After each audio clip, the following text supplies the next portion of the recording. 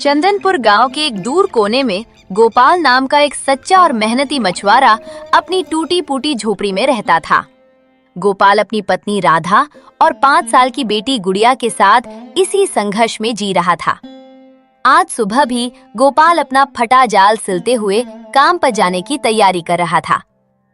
अजी सुनिए, घर में अन्न का एक दाना नहीं बचा है। तल के बचे चावलों का मांड मैंने रात को गुड़िया को पिला दिया था, पर हम दोनों ने कल से बस पानी ही पिया है। आज अगर कुछ इंतजाम नहीं हुआ तो हम क्या खाएंगे? गुड़िया भूख से रोएगी तो मैं उसे क्या जवाब दूंगी? तुम अपना दिल छोटा मत करो राधा, मुझे भगवान पर पूरा भरोसा है। मैं अभी नदी पर जा रहा हूँ, आज गहराई में जाल डालूंगा। अच्छी मछलियां मिली तो बाजार में बेचकर राशन और अपनी गुड़िया के लिए मिठाई लेकर आऊंगा। गोपाल ने पत्नी को तसल्ली तो दे दी, लेकिन पिछले कई दिनों से नदी से खाली हाथ लौटने के कारण वो अंदर से डरा हुआ था। फिर भी एक नई उम्मीद के साथ वो नदी की ओर चल पड़ा। गोपाल ने नदी किनारे पहुंचकर भगवान का नाम लिया और अपनी पूरी ताकत से जाल पानी में फेंक दिया। हे ऊपर वाले, आज कोई बड़ी मछली भेज देना, घर में सब आस लगाए बैठे हैं। लेकिन घंटों की कड़ी धूप और लंबे इंतजार के बाद जब गोपाल ने जाल खींचा तो उसमें बस 3-4 छोटी मछलियां ही थीं। ये देखकर पास खड़े दूसरे मछुआरे उसका मजाक उड़ाने लगे। अरे ओ गोपाल, लगता है आज तो तूने पूरे गांव के लिए अकेले ही मछलियां पकड़ने का ठेका ले लिया है।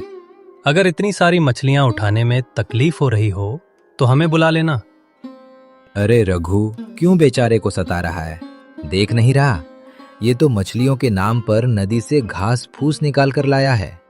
गोपाल, नदी मैया भी तुझसे रूठ गई है, जा कोई और काम ढूंढ ले। रघु भाई, बिरजू भाई, गरीबी का इस तरह मजाक नहीं उड़ाना चाहिए। वक्त हमेशा एक जैसा नहीं रहता। आज किस्मत तुम्हारे साथ है, कल शायद मेरा दिन भी बदल जाए। भगवान के घर देर है, अंधेर नहीं। मछुआरों के ताने गोपाल के सीने में चुभ गए। वो उन चंद छोटी मछलियों को अपनी टोकरी में रखकर भारी कदमों से घर की ओर लौट पड़ा।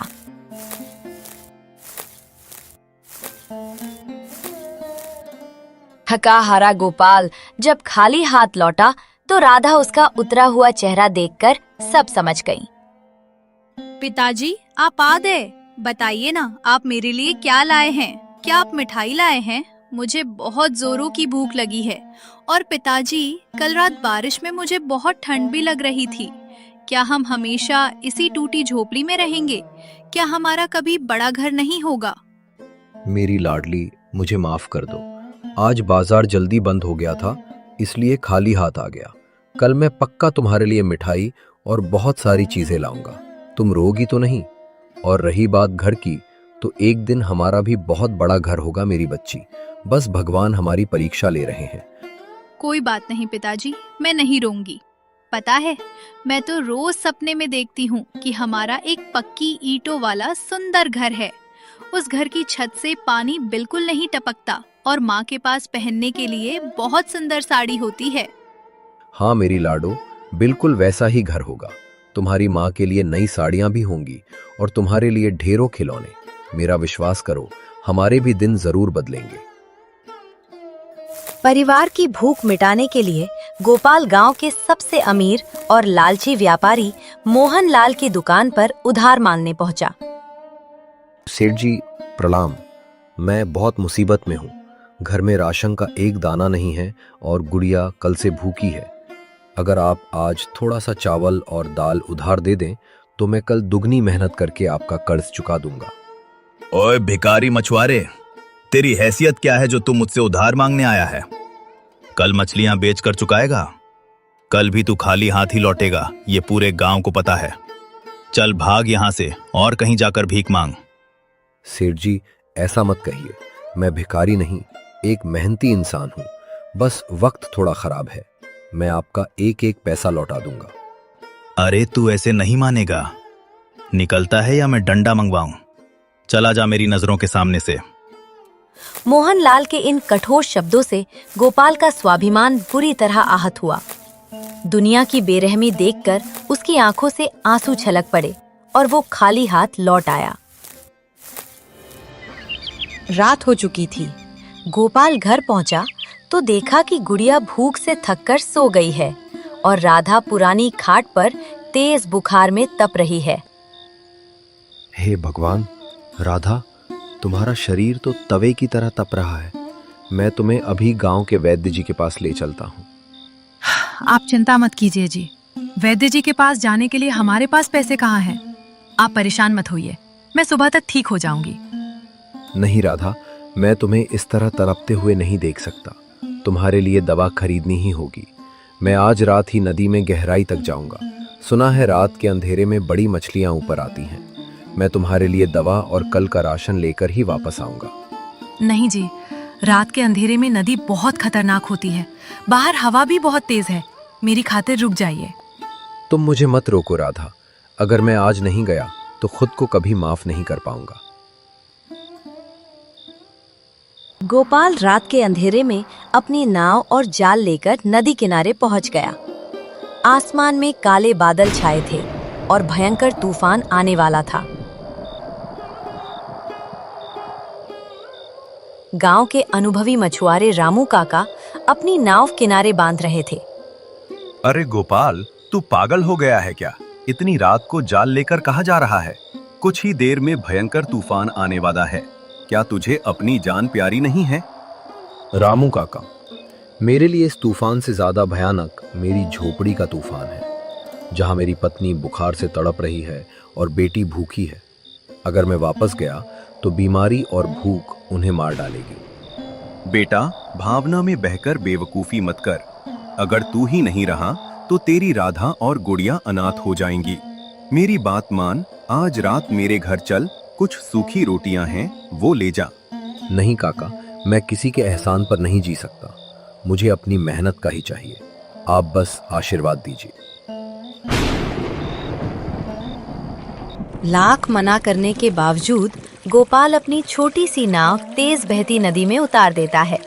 कुछ ही देर में मौसम भयंकर तूफान बन गया। हवाएं गरजने लगी और मूसलाधार बारिश होने लगी। नदी की विकराल लहरें गोपाल की नाव को तिनके की तरह उछाल रही थीं। हे भगवान, ये तूफान तो मेरी सोच से भी ज्यादा भयानक है। लहरें मेरी नाव को निगलने के लिए उठ रही हैं।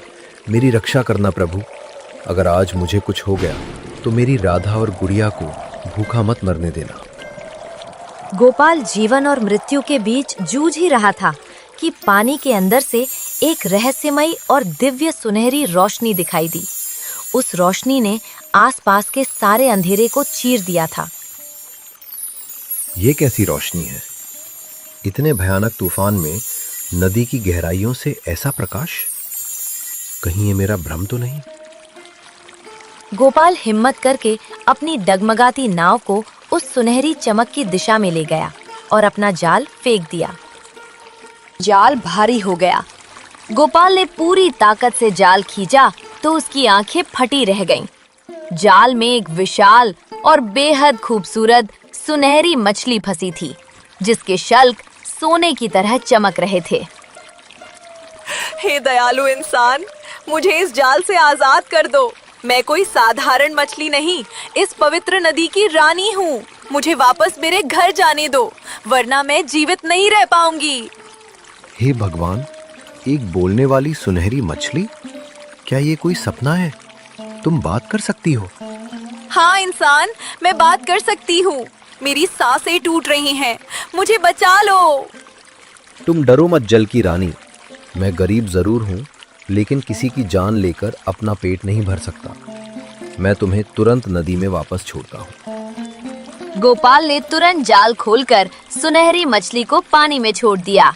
पानी में जाते ही मछली फिर से ऊर्जावान हो गई। तुम बहुत नेक इंसान हो गोपाल। परिवार की भूख के बावजूद तुमने लालच नहीं किया। मैं तुम्हारी दयालुता से प्रसन्न हूँ। मांगो गोपाल, तुम्हें जो भी इच्छा पूरी करनी है मुझसे मांग लो। हे जल की रानी, मुझे ना कोई महल चाहिए ना खजाना। मेरी पत्नी बीमार है और बेटी भूखी है। बस मेरी गरीबी दूर हो जाए और हम 2 वक्त की रोटी इज्जत से खा सकें। मुझे इसके सिवा कुछ नहीं चाहिए। तुम्हारी ये निस्वार्थ भावना महान है। ये लो। मछली के मुंह से एक चमकता हुआ जादुई सीप गोपाल की नाव में आ गिरा। ये एक जादुई सीप है गोपाल। इसे साफ मन से जो मांगोगे ये तुम्हारी हर जायज जरूरत पूरी करेगा।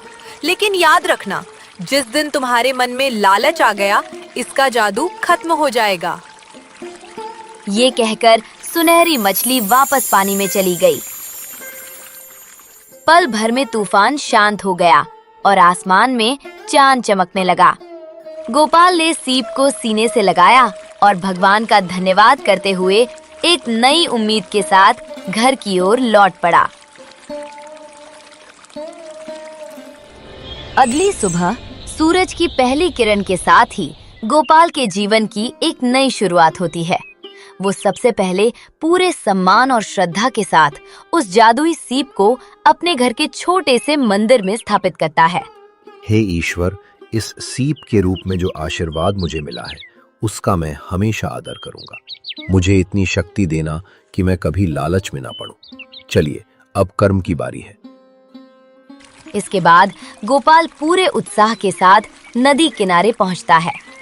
ठंडी हवा और पानी की लहरों के बीच वो गहरे पानी में अपना जाल डालता है और तभी एक ऐसा चमत्कार होता है जिसकी उसने कल्पना भी नहीं की थी। अरे, आज जाल इतना भारी क्यों लग रहा है? कहीं कोई बड़ा पत्थर तो नहीं फंस गया? पहले ही प्रयास में उसके जाल में ढेर सारी बड़ी और चमकदार मछलियां आ जाती हैं। उतनी मछलियां गोपाल ने अपनी पूरी जिंदगी में एक साथ कभी नहीं देखी थी। वाह, इतनी सारी मछलियां! मेरी आंखें इस पर विश्वास नहीं कर पा रही। आज तो सच में मेरी किस्मत खुल गई। हे भगवान, हे जल की रानी, आपका बहुत बहुत धन्यवाद। आपने मेरी मेहनत और सब्र का फल दे दिया। मैं तुरंत इन्हें बाजार ले जाता हूँ। आज सब बहुत खुश होंगे। बाजार में गोपाल की ताजी मछलियां अच्छे दामों पर बिक जाती हैं। पैसों से भरी जेब के साथ वो सबसे पहले वैद्य जी से राधा के लिए दवा लेता है। फिर घर का राशन और गुड़िया के लिए कपड़े मिठाई लेकर लौटता है।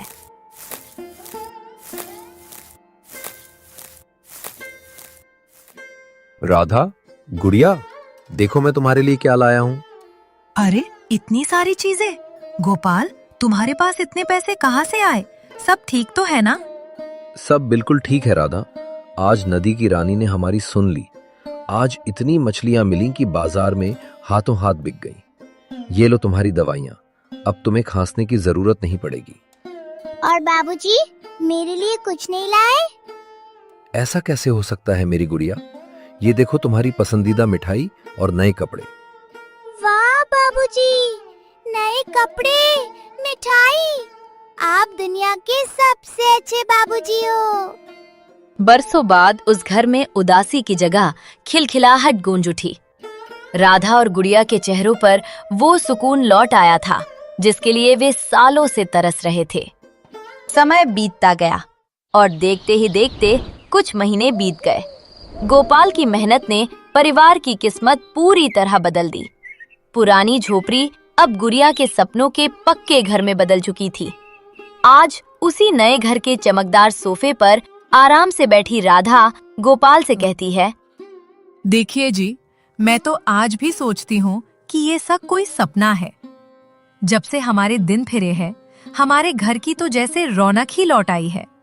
मैंने तो कभी जिंदगी में नहीं सोचा था कि हमारी वो टूटी झोपड़ी इतनी जल्दी एक पक्के और सुंदर घर में बदल जाएगी। अब ना तो बारिश में छत टपकती है और ना ही हमें भूखे पेट सोना पड़ता है। ये सब भगवान का आशीर्वाद, तुम्हारी प्रार्थनाओं का फल और उस जादुई सीप का चमत्कार है राधा। अब हमारी गुड़िया भी गांव के सबसे अच्छे स्कूल में पढ़ने जाती है और तुम्हें भी कभी दवाइयों या कपड़ों की कोई कमी नहीं होगी। लेकिन हमें हमेशा एक बात याद रखनी चाहिए, हमें कभी भी इस धन का घमंड नहीं करना चाहिए और हमेशा जमीन से जुड़कर रहना चाहिए। हम कल भी मछुआरे थे और आज भी हैं। आप बिल्कुल सही कह रहे हैं जी। भगवान हमें हमेशा ऐसा ही नेक बनाए रखे। गोपाल की इतनी जल्दी बदलती किस्मत, उसका नया पक्का घर, उसके परिवार का रहन सहन और हर दिन बाजार में सबसे अच्छी मछलियां बेचने को लेकर गांव वालों के बीच चौपाल पर तरह तरह की बातें होने लगीं। अरे भाई रामू काका, तूने देखा ये नया तमाशा? जो गोपाल कल तक हम लोगों के सामने फटे कपड़े पहनता था, 2 कौड़ी की मछलियां पकड़ता था, आज उसका पक्का और आलीशान मकान बन गया है। रोज नदी से इतनी बड़ी बड़ी मछलियां पकड़कर लाता है जैसे नदी उसके बाप की हो। आखिर ऐसा कौन सा खजाना मिल गया है उस कंगाल को रातों रात? मुझे तो लगता है कि उस रात जब वो अपनी जान की परवाह किए बिना उस भयंकर तूफान में नदी में गया था, तब भगवान ने ही उसकी हिम्मत देखकर उस पर कोई विशेष कृपा की है। जो भी हो भाई, वो लड़का बहुत ही ईमानदार और सीधा है।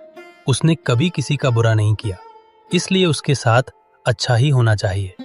हमें उसकी तरक्की से जलना नहीं चाहिए। पर काका, इतनी जल्दी कोई अमीर कैसे हो सकता है? जरूर इसके पीछे कोई ना कोई बड़ा राज छिपा है। गांव वालों की ये बातें लालची व्यापारी मोहन लाल के कानों तक भी पहुंच जाती हैं, जिसने एक दिन गोपाल को धक्के मारकर अपनी दुकान से निकाल दिया था। भीमा, ये मैं पूरे गांव में क्या सुन रहा हूँ? वो भिखारी मछुआरा गोपाल, जिसके पास कल तक मेरे उधार चुकाने के पैसे नहीं थे, वो इतनी जल्दी अमीर कैसे हो गया? उसने पक्का मकान भी बना लिया। मुझे तो दाल में कुछ बहुत बड़ा काला लग रहा है। ऐसा कौन सा जादू हाथ लग गया है उसके? जी सेठ जी, बात तो सच है। वो आजकल बहुत शान से रहता है। बाजार में भी सबसे महंगी मछलियां उसी की बिकती हैं। मुझे ये राज जानना ही होगा। एक काम कर भीमा, आज रात तू छुप कर उसके नए घर जा और नजर रख। पूरी रात वहीं पहरा देना और देखना कि आखिर उसकी इस कामयाबी और पैसे के पीछे कौन सा रहस्य छिपा है। जो भी पता चले सीधा मुझे आकर बताना। जी सेठ जी, आपका हुक्म सिर आंखों पर। मैं आज रात ही उसकी निगरानी करूंगा और सारी सच्चाई आपके सामने लाकर रख दूंगा। वो मुझसे कुछ नहीं छुपा पाएगा। रात के घने अंधेरे में भीमा चोरों की तरह छुपता छुपाता गोपाल के नए घर के बाहर पहुंचता है। वो दबे पांव घर के पीछे की तरफ जाता है और एक खुली हुई खिड़की से अंदर झांकता है। हे जादुई सीप, तुम्हारी कृपा से हमारे पास सब कुछ है। बस कल सुबह के घर के खर्च और बाजार से कुछ ताज़ी सब्जियां लाने के लिए मुझे थोड़े से पैसों की ज़रूरत है। मुझे कोई फालतू दौलत नहीं चाहिए, बस हमारे इस छोटे से खर्चे के लिए कुछ सिक्के दे दो।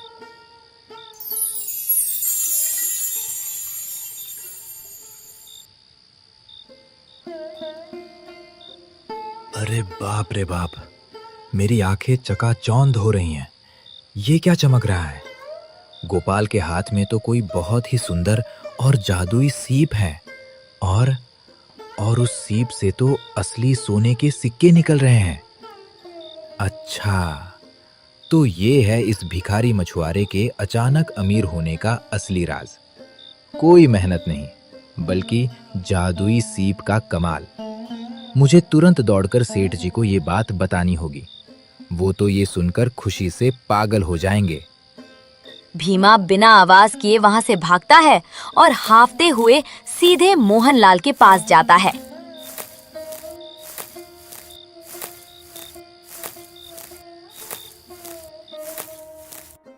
भीमा हांफते हुए सीधे सेठ मोहनलाल के कमरे में पहुंचता है।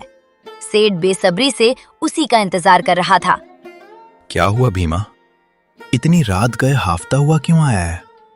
पता लगाया कि नहीं उस भिखारी गोपाल की अमीरी का राज? हाँ मालिक, पता चल गया है। उस गोपाल के हाथ कोई बहुत बड़ी चीज लग गई है। इसके बाद भीमा सेठ को जादुई सीप और उसमें से निकलने वाले असली सोने के सिक्कों की सारी सच्चाई एक एक करके बता देता है। ये जादुई सीप इस मामूली और 2 कौड़ी के मछुआरे के किस काम की? इसे तो बस खाने पीने से मतलब है। ये अनमोल चीज तो मेरे पास होनी चाहिए। इसके जरिए तो मैं सिर्फ इस गांव का नहीं, बल्कि पूरी दुनिया का सबसे अमीर इंसान बन जाऊंगा। राजा महाराजा भी मेरे सामने सिर झुकाएंगे। उसी रात के गहरे अंधेरे में मोहनलाल खुद एक काले कंबल में मुंह छिपाकर गोपाल के घर पहुंचता है। घर में सब लोग गहरी नींद में सो रहे थे। मोहनलाल चुपके से एक खिड़की का ताला तोड़ता है और दबे पांव घर के अंदर घुस जाता है।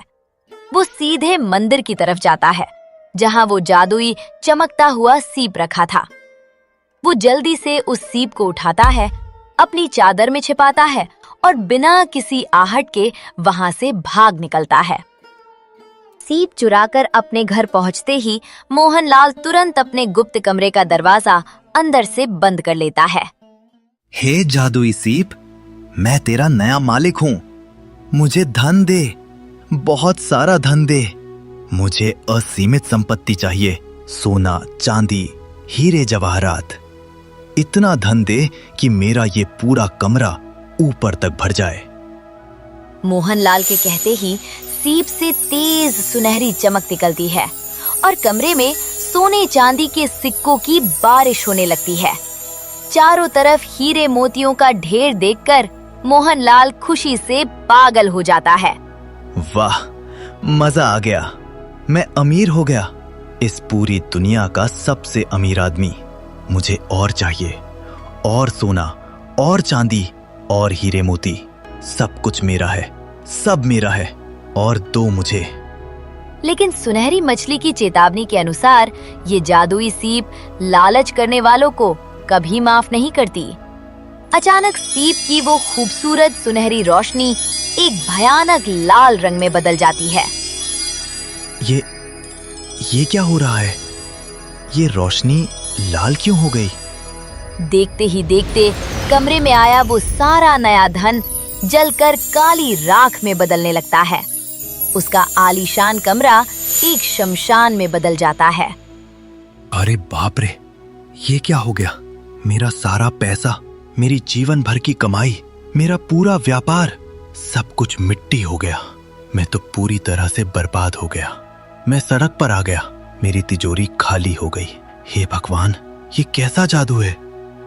अपना सब कुछ गंवाने के बाद बदहवास और फूट फूट कर रोता हुआ मोहनलाल जादुई सीप लिए पागलों की तरह भागता हुआ उसी रात सीधा नदी किनारे पहुंचता है। हे दिव्य सुनहरी मछली, कृपया बाहर आ जाओ, मेरी मदद करो। मेरे लालच ने मुझे बर्बाद कर दिया, मेरा सब कुछ छिन गया।